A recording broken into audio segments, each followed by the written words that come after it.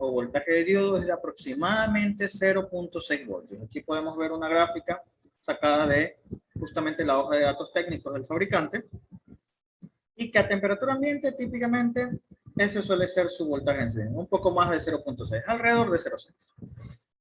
Ahora, ¿con qué circuito lo vamos a comprobar? Pues con este circuito que tenemos aquí, que básicamente es un circuito rectificador de media onda. ¿Por qué razón?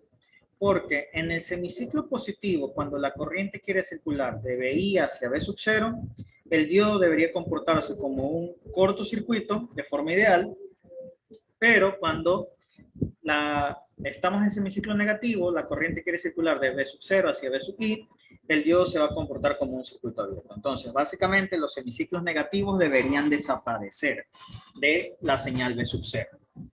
Entonces, analicemos primero cómo funciona este circuito. Pues básicamente, debemos analizar el voltaje ánodo-cátodo de este diodo. Y el voltaje ánodo-cátodo lo vamos a escribir en su forma diferencial como voltaje de ánodo menos voltaje de cátodo. Y reemplazaremos los voltajes que tenga conectado en cada terminal. Entonces, en el ánodo, el diodo tiene conectado a VI y en el cátodo tiene conectado a V sub 0. Así que el voltaje ánodo-cátodo tendría que ser igual a VI menos V sub 0. Y cuando este voltaje ánodo-cátodo sea mayor o igual a 0.6, pues nuestro diodo va a estar encendido. Mientras tanto, el diodo va a estar apagado. Y con ello, pues, vemos esta forma de onda. Lo primero que vamos a ver acá es de que si estamos con una señal VI bastante pequeña, como se puede observar, es de 200 milivoltios pico, lo que es lo mismo 0.2 voltios, ni nos acercamos al voltaje de encendido como tal del diodo y por lo tanto el voltaje V sub 0, como vemos, es prácticamente cero. Ahora, si yo cambio a la señal VI a 800 milivoltios pico, 0.8 voltios, ¿qué es lo que sucede? Cuando la señal VI alcance alrededor de los 0.6 voltios, que es por aquí, empieza a encenderse nuestro diodo. Como podemos ver, antes de eso está prácticamente apagado, después de eso está prácticamente apagado. Entonces, esto es una interpolación de cuando alcanza aproximadamente los 0.6 voltios, ¿no? Y ahí recién empieza a encenderse. Ahora, si tenemos una señal VI de 5 voltios pico, esto es 5 voltios, el diodo se va a encender cuando alcance 0.6 voltios, lo cual en esta señal de 5 voltios de magnitud es por acá, casi al inicio. Y por acá, casi al final, se está apagando. Los semiciclos negativos pues están obviamente apagados, lo que ya explica al inicio, pero aquí ya casi la mayor parte del semiciclo positivo nuestro diodo está encendido. ¿Por qué? Porque la señal es considerablemente grande. Pero si ya lo vemos como un diodo rectificador al cual lo podemos conectar a la señal AC que tenemos en casa, por ejemplo, que es 120 voltios de RMS, lo que es lo mismo, 170 voltios pico, y él necesita 0.6 voltios para encenderse, pues vemos que prácticamente sucede en un instante en esta señal tan grande. Entonces, prácticamente la señal de entrada y la señal de salida en el semiciclo positivo son idénticas y en el semiciclo negativo estaría apagada. Entonces, con ello, comprobamos que efectivamente cuando el diodo alcanza su voltaje de encendido, él empieza a conducir, mientras tanto, él se va a comportar como un circuito abierto, como sucede aquí o como fue en el primer caso. Ahora, el circuito número 2 es un circuito limitador de voltaje. Y este circuito limitador de voltaje, pues básicamente va a trabajar con respecto a un diodo Zener. Este diodo Zener, lo que nos interesa es saber cuándo se va a encender. Entonces, mientras que este diodo Zener esté apagado, básicamente V sub 0 solo depende de R1, R2 y R3. Si depende de esos circuitos, de esos elementos, entonces, ¿qué tenemos? Lo que nosotros tenemos ahí es que básicamente es solo un divisor de tensión y se cumple esta ecuación que tenemos aquí abajo, donde V sub 0 es simplemente el divisor de tensión entre estos tres elementos y por lo tanto V sub 0 va a ser una porción de VI.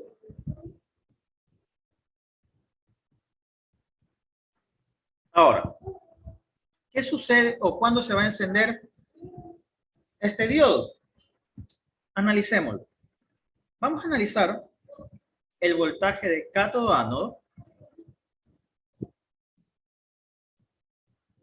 Al analizar el voltaje de cátodo-ánodo vamos a decir que es igual al voltaje del Zener que nos diga el fabricante, que en este caso es 5.1 voltios. Entonces, lo vamos a poner nuevamente en forma diferencial, como voltaje de cátodo menos voltaje de ánodo, y eso igual a 5.1. Ahora reemplazamos lo que tenga en el cátodo y en el ánodo respectivamente nuestro Zener. En el cátodo tiene conectado a V sub 0.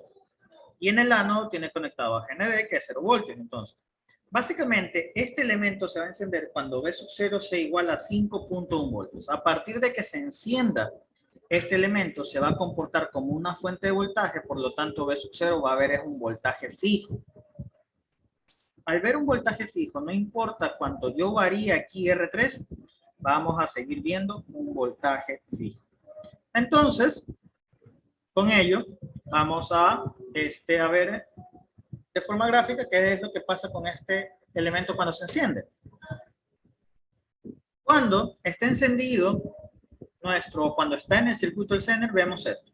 Si variamos R3, conforme lo variamos, vamos variando también a V sub 0. Cada una de estas líneas de colores es un valor diferente de V sub 0 para un valor diferente de R3. Pero conforme nos acercamos al límite de 5.1, vemos esta línea gruesa que está aquí, que no es una línea gruesa, sino es la acumulación de varias líneas en el mismo punto. ¿Por qué? Porque aquí es el límite de 5.1 voltios que tenemos, que no importa qué valor ya le ponga de R3, por más de que lo siga cambiando, como ya llegué al límite, hasta ahí llegó el voltaje V sub 0.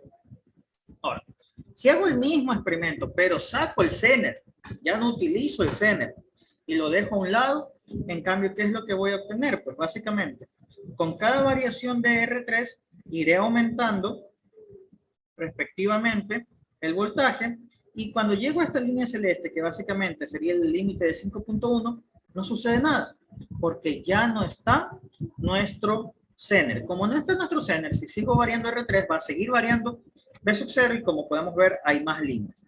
¿Hasta dónde van a llegar? En este caso hasta 10 voltios, porque vendría a ser lo máximo que se puede obtener al variar R3.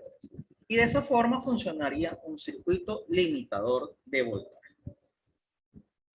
El circuito 3 es básicamente un circuito para la red de polarización de diodos LED. Un diodo LED es un elemento algo sensible que necesita una protección para sobrecorriente. Y ese es el punto de la resistencia que acompaña cada LED. En este caso, dimensionar esta resistencia necesita un conocimiento. Básicamente, obtener la resistencia del LED es igual a VCC menos el voltaje de encendido del LED dividido para la corriente de LED que queremos que pase por el elemento. Entonces, ¿cómo calculamos esto? Viendo una hoja de datos técnico, básicamente buscando la corriente que puede soportar el elemento. ¿Qué es lo que tenemos? Dice que soporta como mucho 20 miliamperios. Un diodo LED típico, como mucho, va a soportar 20 miliamperios, y por lo tanto, esa es su corriente máxima. Nosotros no queremos que esté al máximo. Entonces, tenemos que escoger una corriente menor a esto para evitar que se queme nuestro diodo. Ahora, ya tendríamos la corriente que nos pedía acá la ecuación.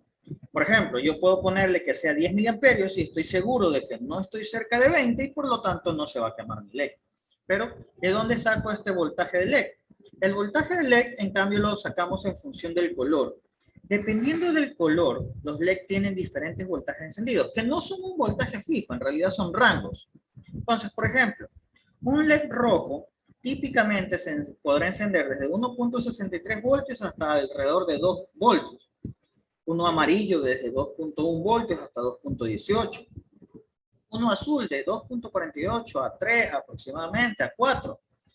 Y así. Entonces, dependiendo del diodo, del color que yo tengo, yo voy a escoger un voltaje.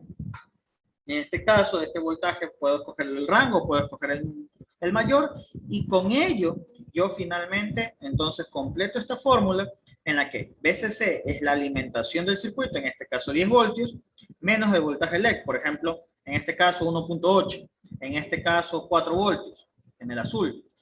Entonces sería 10 menos 4 dividido para la corriente de LED, que ya hablamos de que en este caso, para un LED típico, debería estar alrededor de la mitad del máximo. ¿Para qué? Para garantizar de que se enciende, pero que no lo voy a quemar. Entonces, aquí tendríamos 10 miliamperios. Y así obtenemos el cálculo de cada una de estas resistencias que sería la ideal para que se encienda nuestro diodo.